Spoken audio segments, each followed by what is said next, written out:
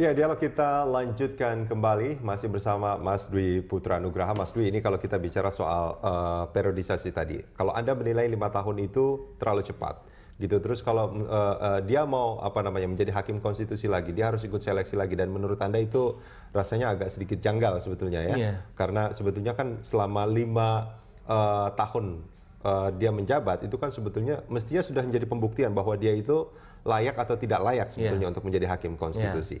Nah, itu yang pertama. Terus yang kedua, tapi Anda juga mengatakan bahwa kalau seumur hidup ini sebetulnya ada implikasi-implikasi negatifnya. Jadi ini juga bukan pilihan buat Indonesia. Betul. Berapa lama sebetulnya yang paling pas menurut Anda? Pilihannya dua ya, saya bilang katakan ini kembali di dalam konstitusi kita tidak disebutkan masa jabatan, jadi banyak yang mengatakan ini open policy bagi DPR. Jadi pilihannya kalau menurut saya yang paling tepat untuk legal culture Indonesia dua. Bisa dikatakan batasannya retirement, jadi 70 tahun disamakan dengan MA supaya tidak, alasannya kan. Tapi kalau hakim pajak tuh 67-an kalau nggak salah. Iya, kita samakan dengan MA karena cabang kekuasaannya di situ. Oh, oke. Nah, karena di konstitusi kan bilangnya dua itu, jadi tidak diskriminasi. Ini kan yang dipakai alasan-alasan argumentasi dalil yang dipakai oleh pemohon di perkara ini supaya tidak terjadi perbedaan di MA dan MK. Atau kedua, kalau tidak mau seperti itu karena ketakutan yang begitu besar bahwa interpretasi ini berbahaya gitu kekuatan MK di 12 tahun. Karena dilihat dari Jerman dan ini kebanyakan di Jerman ya, Jerman dan Rusia itu 12 tahun. Oke. Ini sebetulnya kan mereka memilih 12 tahun juga mungkin ada pertimbangannya. Betul. Nah, ini kalau menurut Anda di konteks Indonesia 12 tahun ini mengapa akan memberikan dampak lebih baik sebetulnya? Karena apa 12 tahun? Karena begini, kalau menurut saya masa jabatan yang kalau misal cuma 5 tahun itu syarat dengan politisasi. Sedangkan kalau 12 tahun bagi beberapa jurnal yang saya baca, banyak ahli yang mengatakan sudah terbukti independensinya. Jadi ketika kita bicara tentang yang namanya kekuasaan kehakiman, yang selalu ditekankan adalah independensi. Karena sekali lagi tadi the least dangerous, maka dari sepanjang sejarah dibuktikan bahwa yang namanya cabang kekuasaan kehakiman sangat mudah untuk diintervensi oleh politik. Oke, Mas Dwi, kalau kita melihat kan sekarang sudah ada pihak-pihak yang mengusulkan agar ini menjadi seumur hidup, sedang diuji materikan gitu kan. Nah, ini karena putusan MK itu final dan mengikat gitu, apa yang harus dilakukan oleh MK terkait usulan ini?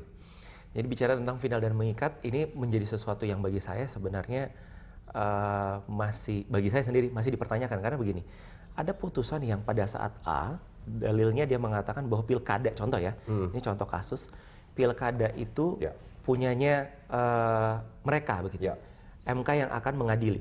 Tetapi di sisi yang lain, dalam rentang waktu yang nggak terjauh, mengatakan bukan punya kewenangan dia. Jadi ketika dia mengatakan putusan pertama, final and binding, dia mengatakan ini punya dia, tapi dalam rentang waktu yang tidak terjauh, mengatakan ini bukan punya dia.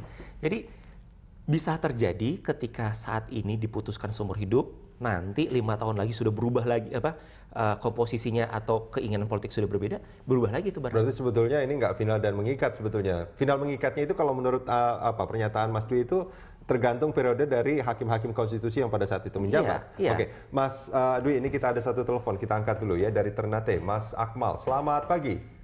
Selamat pagi. Ya, silakan Mas Akmal, apa yang ingin disampaikan? Ya, yang saya ingin sampaikan artinya tidak setuju kalau hakim MK itu seumur hidup. Karena satu masalah sebenarnya hakim MK ini tidak pernah mengkaji aturan secara terukur. Kalau saya lihat, saya kasih contoh, banyak aturan-aturan yang dibuat MK itu hanya berpihak kepada pihak penguasa, pihak pengusaha. Nah, saya kasih contoh misalnya ketika saya mengikuti tes KPK, seleksi KPK, Pak Jimli pada saat itu ada indikasi ketika ada perubahan undang-undang Minerba, ada transfer yang masuk dari PT Newmont gitu. Nah, ini juga berindikasi bahwa tidak sangat mungkin dan tidak bagus untuk seumur hidup MK, karena MK selalu membuat aturan itu atau keputusan-keputusan itu rata-rata untuk di daerah tidak berpihak kepada konstitusi kedaulatan masyarakat. Itu yang saya lihat. Setiap keputusan pilkada banyak yang rancu sekali. Ya kita lihat Pak Akhil Mohtar misalnya, wah banyak sekali masalah. Apalagi kita lihat masalah-masalah yang memang selalu dibuat aturan menggantung. Kalau saya lihat pada posisi konstitusi yang sebenarnya masih labil. Jadi tidak cocok kalau MK itu seumur hidup. Terima kasih. Baik, karena Pak Akmal, ya artinya Anda tidak setuju karena seringkali putusan-putusan MK itu banyak merugikan masyarakat sampai saat ini ya? Iya, betul sekali. Baik, Pak Akmal. Sangat-sangat. Ya. Baik, terima kasih Pak Akmal dari Ternate. Mas Dwi.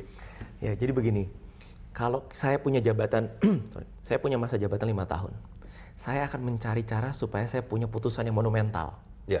Atau putusan-putusan yang dilihat orang begitu. Dan terkadang kontroversi. Nah, ini yang terjadi yang saya lihat. Karena dia cuma punya waktu terbatas, dia mencari cara supaya punya punya monumen, punya karya begitu. Tapi kalau kita lihat yang sekali lagi di Amerika, karena dia panjang begitu ya, rata-rata ada perhitungan, jurnal mengatakan rata-rata 26 tahun sebenarnya mereka menjabat. Nah, selama 26 tahun ini mereka kebanyakan restrain. Jadi ada dua kekuatan di dalam MK atau di dalam bicara tentang constitutional court, itu ada judicial restraint sama judicial activism. Judicial activism ini aktif, dia tanda kutip membatasi, membatalkan undang-undang yang dibuat oleh legislatif. Dia buat yang baru. Tapi ada yang restrain, ada yang menjaga diri. Dia menjaga bahwa yang namanya undang-undang dibuat oleh wakil rakyat. Kami hanya 9 orang. Masa saya 9 orang mengalahkan 250 juta rakyat Indonesia? Maka mereka akhirnya banyak diam. Nah, kenapa bisa banyak diam seperti ini? Karena mereka punya panjang waktunya. Karena saya lihat ya, ada hubungannya di situ. Jadi hanya dalam beberapa tahun itu ada hanya beberapa putusan yang benar-benar begitu besar. Ya, artinya sebetulnya Mas Dwi ingin mengatakan seumur hidup itu tidak baik, terlalu pendek 5 tahun juga kurang. Karena independensinya itu diragukan menurut saya. 5 tahun itu akan membuat si hakim ini akan terintervensi secara politik. Dia akan berpikir bagaimana proses rekrutmen nanti.